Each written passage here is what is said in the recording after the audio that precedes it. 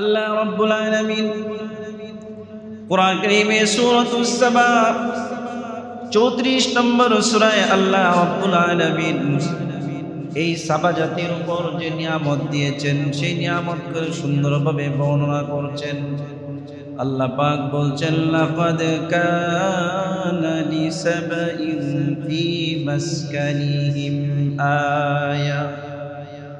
আল্লাহ রাব্বুল আলামিন বলেন, সাবা জাতির যে অধিবাসী আছে, সাবা জাতির যে শহর আছে, তাদের যে বসবাসের এলাকা আছে, এই এলাকার মধ্যে আল্লাহ তাআলার নিদর্শনাবলীর মধ্য থেকে একটি নিদর্শন হচ্ছে জান্নাতানি আন ইয়ামিনিন ওয়া শিমাল। তাদের ডানে বামে আল্লাহ তাআলা সারি সারি বাগান দিয়েছিলেন। বলেন সুবহানাল্লাহ। এই সারি সারি বাগানে এত পরিমাণ ফল ছিল, মুফাসসিরিনে কেরাম বলেন এই ফলগুলো এত পরিমাণ ছিল, কোনো ব্যক্তি যখন খালি ঝুড়ি নিয়ে বাগানের একবার দিয়ে প্রবেশ করত, একটি গাছের মধ্যেও হাত দেওয়া লাগতো না। ওই ব্যক্তির ঝুড়িতে গাছ থেকে ফল পড়তে পড়তে অটোমেটিকলি ভরে যেত। বলেন সুবহানাল্লাহ। পৃথিবীর বিভিন্ন প্রান্ত থেকে ওই ফল নিত, কারণ সাবা জাতিকে আল্লাহ তাআলা যে বাগান দিয়েছিলেন, এই বাগানের ফলের স্বাদ অভিন্ন ছিল, এত সুস্বাদু ছিল, এত সুস্বাদু ছিল, যে ব্যক্তি এই ফল খেত ওই ব্যক্তি ওই ফল ওই এলাকার ভক্ত হয়ে যেত। বলেন সুবহানাল্লাহ। পৃথিবীতে বিভিন্ন প্রান্তরে বিভিন্ন খেজুর পাওয়া যায়, বিভিন্ন ধরনের আপেল পাওয়া যায়, সব কিছুই পাওয়া যায়, কিন্তু এক এক দেশের এক এক আপেলের এক এক বৈশিষ্ট্য। কথা কোন ঠিক না বেটি? সাবা জাতিকে আল্লাহ তাআলা যে ফলমূল দিয়েছেন, এই ফলমূলের ফলগুলো অত্যন্ত সুস্বাদু করে দিয়েছিলেন। বলেন সুবহানাল্লাহ। এই ফলমূল দিয়ে তারা ব্যবসা বাণিজ্য করত। মুফাসসিরিনে কেরাম আল্লামা ইবনে কাসির রাহমাতুল্লাহি আলাইহি তার তাফসীরে ইবনে কাসিরের মধ্যে বলেন, শুধু ফলমূল আল্লাহ তাআলা তাদেরকে দেন নাই, আল্লাহ তাআলা তাদেরকে মণি জহরত স্বর্ণের খনিজ দ্রব্যের বিভিন্ন ধরনের খনিজ পদার্থের সম্পদও তাদেরকে দিয়েছিলেন। তৎকালীন গোটা আরব, এই মাআরিব শহরটা গোটা আরবের মধ্যে সবচেয়ে নামি দামি ছিল। সমস্ত মানুষগুলো, আরবের মানুষগুলো এই মাআরিব শহরে চাকরি করত, আর এখান থেকে তারা রুজি রোজগার করে গোটা আরব চলতো। বলেন সুবহানাল্লাহ। আল্লাহ রাব্বুল আলামিন কি বললেন? এবার আল্লাহ রাব্বুল আলামিন একে একে নবী প্রেরণ করলেন, নবীদেরকে নির্দেশ দিলেন, নবীরা তোমরা বলো, কুলু মির রিজকি রাব্বিকুম ওয়াশকুরু লাহ। আল্লাহ তাআলা তোমাদেরকে যে রিজিক দিয়েছেন, এই রিজিক থেকে তোমরা খাও। ওয়াশকুরু লাহ, আর যে আল্লাহ রিজিক দিয়েছেন সেই আল্লাহর শুকরিয়া আদায় করো। বলেন সুবহানাল্লাহ। আল্লাহ পাক যে নিয়ামত দিয়েছেন সেই নিয়ামতের যদি শুকরিয়া আদায় করো, নিয়ামত আল্লাহ তাআলা বাড়িয়ে দেন। শুকরিয়ার পদ্ধতি হচ্ছে দুটি। মুখে যেভাবে শুকরিয়া আদায় করা হবে, সেটাকে আবার কাজেও পরিণত করতে হবে। কোরআন খুলে দেখুন, আল্লাহ রাব্বুল আলামিন বলেন, লা ইন শাকারতুম লা আযীদান্নাকুম ওয়া লা ইন কাফারতুম ইন্না আযাবি লাশাদীদ। আল্লাহ রাব্বুল আলামিন বলেন, যদি আমার নিয়ামতের শুকরিয়া আদায় করো, লাযীদান্নাকুম, অবশ্যই অবশ্যই আমি সেই নিয়ামত সাথে আরো অনেকগুলো নিয়ামত তোমার জন্য বৃদ্ধি করে দিব। তুমি যদি পরিপূর্ণ নিয়ামতের শুকরিয়া আদায় করো, অবশ্যই অবশ্যই আমি নিয়ামত বাড়িয়ে দিব। আর যদি নিয়ামতের না শুকরিয়া হয়, নিয়ামত পায়া যদি নাফরমানিতে লিপ্ত হয়ে যাও, নিয়ামত পেয়ে যদি তুমি আল্লাহর নাফরমানিতে লিপ্ত হয়ে যাও, শুকরিয়া আদায় যদি না করো, আল্লাহ তাআলা বলেন, ইন্না আযাবি লাশাদীদ, অবশ্যই অবশ্যই আমার শাস্তি, আমার আযাব অত্যন্ত কঠিন। বলেন নাউযু বিল্লাহ। বিভিন্ন নবী রাসূলদেরকে প্রেরণ করলেন, প্রেরণ করার পরে আবার বলছে আল্লাহ তাআলা তোমাদেরকে যে রিজিক দিয়েছেন সেই রিজিক থেকে খাও। পানির ব্যবস্থাও তো আল্লাহ করেছেন। যদি প্রতি বছর বন্যা হইতো এই গাছগাছালি কোনো কিছুই থাকতো না, বাঁধ ভাঙ্গা পানি, এই বাঁধ যে আল্লাহ পাক তোমাদের জন্য নির্মাণ করেছেন। এই সমস্ত যখন দাওয়াত দেওয়া হলো তারা বলল কি বলেন, বাঁধ নির্মাণ করলাম আমরা, সুইচ গেট থেকে পানি ছাড়ি আমরা, গাছ লাগাইলাম আমরা মেহনত করি, এই জন্য আমাদের গাছে ফল হচ্ছে, আমাদের রাস্তাগুলো সুন্দর হচ্ছে। সুতরাং আল্লাহ নিয়ামতের শুকরিয়া কিভাবে হলো বলেন নাউজুবিল্লাহ। জমিটা জোরে বলেন কার? গাছগাছালি কার?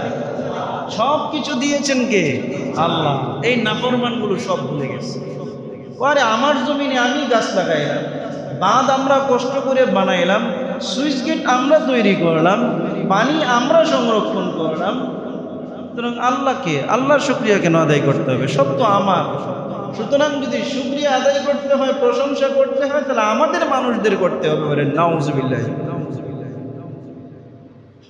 তো আল্লাহ তাআলা রাগান্বিত হয়ে আল্লাহ তাআলা বললেন তোদেরকে 1 নম্বরে নিয়ামত দিলাম, 2 নম্বর নিয়ামত দিয়েছিলাম বালদাতুন তাইয়্যিবা, একদম পরিশুদ্ধ, খুবই আরামদায়ক এক শহর,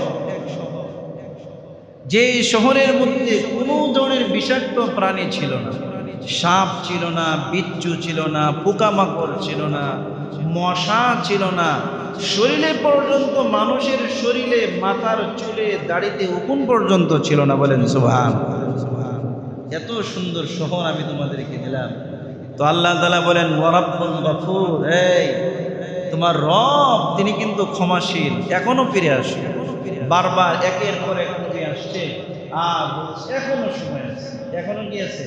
সময় আছে, এখনো সময় আছে। আল্লাহর কাছে তওবা করো, যত বড় অপরাধী হও। আল্লাহ পাক বলেন বান্দা যখন আমার কাছে তওবা করে, সে কি করছে তার অপরাধ যদি আসমান সমপরিমাণ হয়ে যায়, গুনাহের পরিমাণ যদি সমুদ্রের ফেনার চেয়েও বেশি হয়ে যায়, আল্লাহ পাক বলেন আমি আমার বান্দাকে ক্ষমা করে দেই, ওয়ালা উবালি, আমি কাউকে পরোয়া করি না বলেন সুবহানাল্লাহ। কেউ আমাকে বলবে আমার বান্দা এত অপরাধ করছে, কেন তুমি মাফ করলা? এই কথা জিজ্ঞাসা করার মতো দুঃসাহস কারও নাই বলেন সুবহানাল্লাহ। তো আল্লাহ তাআলা বলেন ওয়ারাব্বুল গফুর, তোমাদের রব যিনি আছেন তিনি অত্যন্ত দয়াশীল, মাফ চাও, এখনো সময় আছে। কিন্তু তাদের কথা একটাই, সব আমরা করছি, সুতরাং আমরা কেন এমন কিছুর ইবাদত বন্দেগী করব যাকে দেখি না? আমাদের বাপদাদারা যেটা করছে, যে মূর্তি পূজা করছে, সেটা কেন ছাড়বো? সুতরাং আমরা এক আল্লাহর ইবাদত বন্দেগী করতে পারবো না বলেন নাউজুবিল্লাহ। তো আল্লাহ তাআলা বলেন ফাআরাদু, এত বুঝাইলাম, ফাআরাদু, কাম হইল না, সব আমি আল্লাহ থেকে মুখ ফিরিয়ে নিল বলেন নাউজুবিল্লাহ। এবার আল্লাহ রাব্বুল আলামিন বলেন ফাআরাদু ফাআরসালনা আলাইহিম সাইলাল আরিম وبدلناهم بجنتين جنتين ذواتي أكل خمط وأثل وشيء من سدر قليل। আল্লাহ রাব্বুল আলামিন বলেন ফাআরাদু, তারপর সাবা জাতি যখন আমার কাছ থেকে মুখ ফিরিয়ে নিল, আমার ইবাদত বন্দেগী করলো না, ফারসালনা আলাইহিম সাইলাল আরিম, তারপর আমি আল্লাহ তাআলা তাদের উপর বাঁধ ভাঙ্গা বন্যা নাজিল করলাম বলেন নাউজুবিল্লাহ। বন্যা বর্তমানে আছে না নাই? কথা বলেন আছে না নাই? এই কয়েকদিনের বৃষ্টিতে পুরা চট্টগ্রাম পানির নিচে, লোহাগড়া থেকে শুরু করে সাতকানিয়া থেকে শুরু করে বিভিন্ন এলাকায় অলরেডি বন্যা চলতেছে। বিভিন্ন নদীর, বিভিন্ন খালের, বিভিন্ন আপনার হাওরের বাঁধগুলো ভেঙে যাচ্ছে, বন্যা। এই বন্যা আল্লাহ তাআলা কি করলেন? সাবা জাতির উপর নাযিল করলেন। ইঁদুরগুলো সমস্ত বাঁধের নিচ থেকে মাটি সরিয়ে ফেললো, বাঁধের যে পানি ধীরে ধীরে নিচ দিয়ে ঢোকা শুরু করলো, বাঁধের যে ভিত ছিল ভিতগুলো দুর্বল হয়ে গেল। এক ঠেলায় গোটা শহর পানিতে তলিয়ে গেল। বলেন নাউজুবিল্লাহ। তারপরে কি হলো? এবার আল্লাহ তাআলা বলেন ওয়াবাদদালনাহুম বিজান্নাতাইহিম, তাদের যে রাস্তার দুই পাশে সারি সারি এত সুন্দর সুন্দর বাগানগুলো ছিল, যে বাগানগুলোর ফল পৃথিবীর অন্যান্য দেশ থেকে অত্যন্ত বেশি সুস্বাদু ছিল, যেগুলোর ফলে ভরপুর ছিল, ওই ওই দুই সারির বাগানগুলোকে জান্নাতাইনি, এমন দুই সারি বাগানে পরিণত করলাম। দাওয়াতাই উকুলিন খামতিন, যে বাগানগুলোর ফল অত্যন্ত কাঁটাদার তিক্ত তিতা ফলে আমি পরিণত করে দিলাম। মুআতনিন, গোটা ফল বাগানে ঝাউ গাছ দ্বারা পরিপূর্ণ করে দিলাম। ওয়াশাইইম মিন সিদরিন কালিল, গোটা এই বাগানগুলোর যত ফল ছিল সমস্ত ফলগুলোকে কাঁটাযুক্ত বড়ই গাছে পরিণত করে দিলাম। বলেন নাউজুবিল্লাহ। কাঁটাযুক্ত বড়ই গাছ, জাউ গাছ, বিভিন্ন কাঁটাযুক্ত ফলে পরিণত করলাম। রাতারাতি সব কিছু পরিবর্তন করে দিয়েছি। বলেন নাউজুবিল্লাহ। রাতারাতি সমস্ত কিছুর পরিবর্তন যিনি করেন তিনি কে? কি বলেন? তিনি কে? আল্লাহ তাআলার কাছে রাতারাতি লাগে না। ভেনিজুয়েলার যে ভূমিকম্প হয়েছে রাতারাতি লাগছে? 1 মিনিট আগেও তো কেউ টের পায়নি। মিনিটে 2 বার ধাক্কা দিয়েছে, শেষের ধাক্কা প্রায় 40 সেকেন্ড পর্যন্ত ছিল। আমাদের এইখানে গত কিছুদিন আগে হয়েছিল না, মাত্র কয়েক সেকেন্ড। এই কয়েক সেকেন্ড না হয়ে এটা যদি 40 সেকেন্ড পর্যন্ত থাকতো, শুকুর সিটে বিল্ডিং থেকে টাকা কঠিন হয়ে যেত। কথা কোন ঠিক না বেটি? গোটা ঢাকা শহর প্রায় 2 কোটির উপরে, বর্তমানে প্রায় 4 কোটি, 2টা-4টা সিটি কর্পোরেশন সহ নারায়ণগঞ্জ, সেই সাভার, সেই গাজীপুর, ঢাকার 2টি সিটি কর্পোরেশন সহ প্রায় 4 কোটি মানুষের বসবাস। এই 4 কোটি মানুষের মধ্যে যে 40 সেকেন্ড পর্যন্ত এই 7.5 ভূমিকম্প হতো, হাজার হাজার বিল্ডিং ধসে। ভেনিজুয়েলাতে মাত্র এত সুন্দর গোছালো, হ্যাঁ, এত পরিপাটি শহর। ঢাকা শহরে তো কোনো পরিপাটি তার কোনো বালাই নাই। কথা কোন ঠিক না বেটি? যে যেমনি পারে বিল্ডিং করতেছে, যে যেমনি পারে কাজ করতেছে, কোনো এর বাধা বিপত্তি নাই। রাজউকে টাকা দিলেই সব হালাল হয়ে যায়। কথা কোন ঠিক না বেটি? রাজউকে যে সমস্ত গাদ্দারগুলো বসে আছে, দুর্নীতিবাজগুলো বসে আছে, এরা মাসে মাসে কোটি কোটি টাকা কামায়। রাজউকের একজনের পিয়ন এক খবর শুনলাম, যার বর্তমানে গুলশান বনানী সহ, তারপরে আপনার লন্ডন সহ বিভিন্ন জায়গায় বাড়ি গাড়ি সব কিছু করেছে রাজউকের পিয়ন হইয়া। কথা কোন ঠিক না বেটি? তো যেটা বলছিলাম, ভেনিজুয়েলার মতো এত সুশৃঙ্খল একটি শহরে 40 সেকেন্ড পর্যন্ত কি হয়েছে? ভূমিকম্প হওয়ার কারণে লক্ষাধিক মানুষ পৃথিবী থেকে বিদায় নিয়েছে। এই ভূমিকম্প যদি ঢাকা শহরে হয়, লক্ষাধিক না, সেটা কোটি ছাড়িয়ে যাবে। সেটা কি ভাই? কোটি ছাড়িয়ে যাবে, কোনো সন্দেহ নেই। তো আল্লাহ তাআলা বলছেন যে আমি সব কিছু পরিবর্তন করে দিয়েছি রাতারাতি, খুব কম সময়ের মধ্যে। গতকালকেও যে গাছের মধ্যে পাকা আপেল ছিল, ওই পাকা আপেল পরিবর্তন হয়ে কাঁটাযুক্ত ফল হয়ে গেছে। কল্পনা করতে পারেন?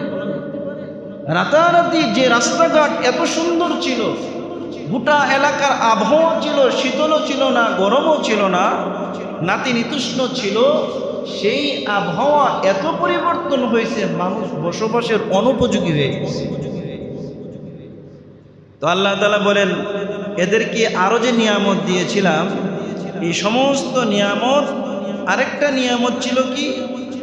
সেটা হচ্ছে আল্লাহ তাআলা বলেন ওয়াজআলনা বাইনাহুম ওয়া বাইনাল কুরাল্লাতী বারাকনা ফীহা, তাদের আরেকটি নিয়ামত হলো তাদের চলাচল এবং রাস্তার মাঝে তারা যে শহর পর্যন্ত, যে এলাকা পর্যন্ত মালামাল নিয়ে যেত, সেই সিরিয়া পর্যন্ত আমি আল্লাহ রাব্বুল আলামিন রাস্তার ডানে বামে কুরআন যাহিরাতান দৃশ্যমান বাড়িঘর, রিসোর্ট, দৃশ্যমান বিভিন্ন হোটেল, দৃশ্যমান আবাসিক এলাকা আমি তৈরি করে দিয়েছি। আর তাদেরকে বলেছি ওয়াকাদ্দারনা ফীহা সাইর, তোমরা সেখানে অত্যন্ত সুন্দর সানন্দে নিরাপদে তোমরা সফর করো। আর আমি আল্লাহ রাব্বুল আলামিনের নিয়ামতের শুকরিয়া আদায় করো। তারা আল্লাহ পাকের নিয়ামতের শুকরিয়া আদায় করে নেই, এজন্য আল্লাহ রাব্বুল আলামিন তাদেরকে সমূলে ধ্বংস করে দিয়েছেন। বলেন নাউযুবিল্লাহ। আল্লাহ পাক সমূলে ধ্বংস করে দিয়েছেন। তো আল্লাহ তাআলা বলছেন যালিকা জাযাইনাহুম বিমা কাফারু, এই যে যে ঘটনা ঘটেছে এটা হচ্ছে তাদের নাফরমানির কারণে। কিসের কারণে ভাই? নাফরমানির কারণে। কিসের কারণে?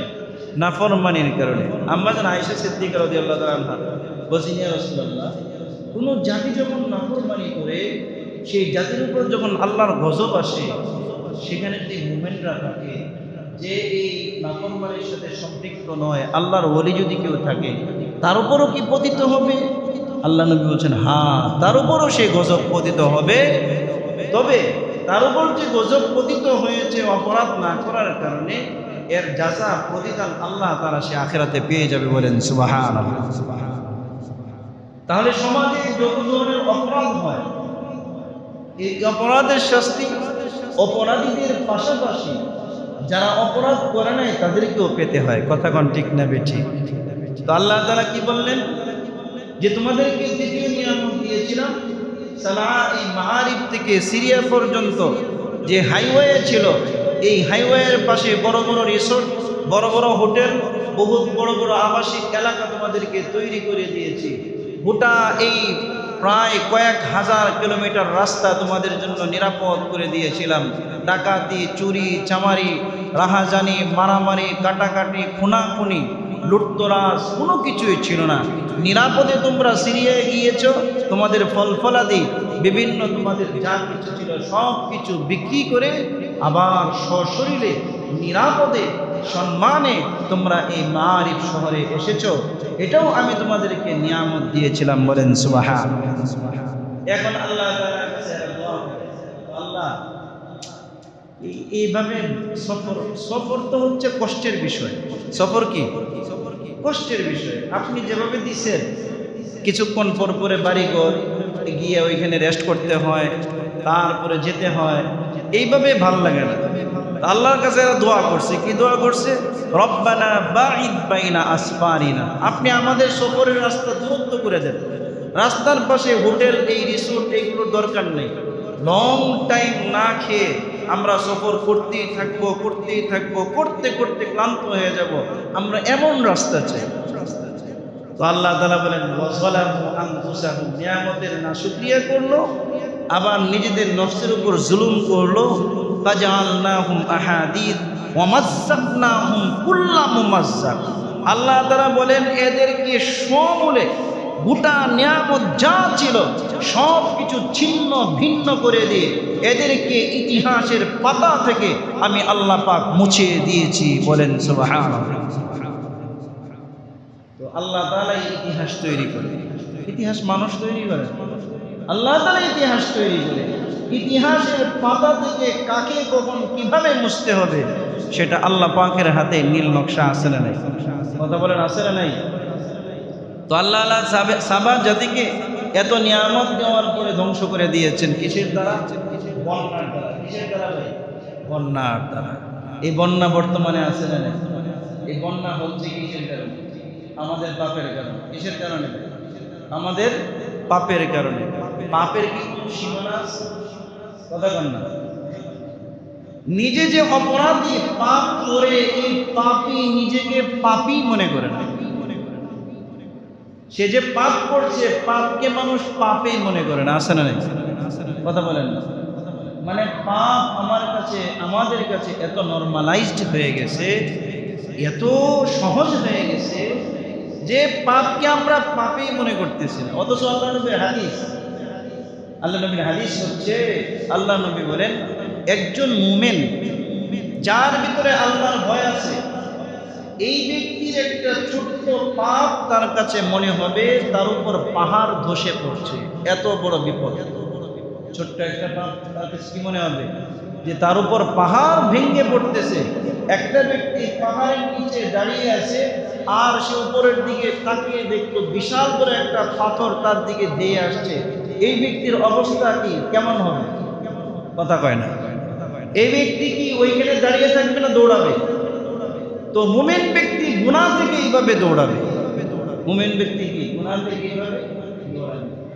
আর আল্লাহ নবী বলেন ওয়াইনাল ফাজির, যে ব্যক্তি ফাসিক ফুজ্জার নাফরমান, তার কাছে যত বড় গুনাহ হোক সে মনে করবে এটা মশা মাছির মতো, মশা মাছির মতো সাধারণ বিষয়।